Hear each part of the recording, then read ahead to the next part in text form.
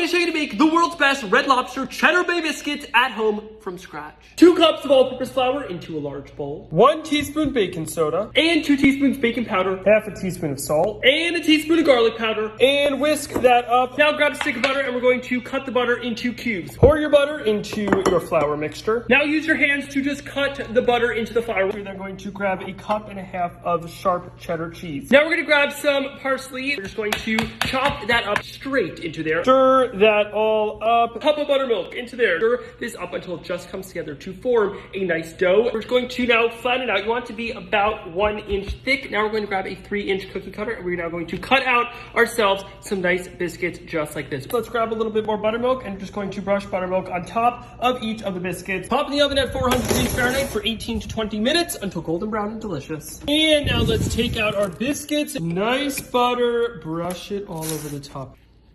Mmm.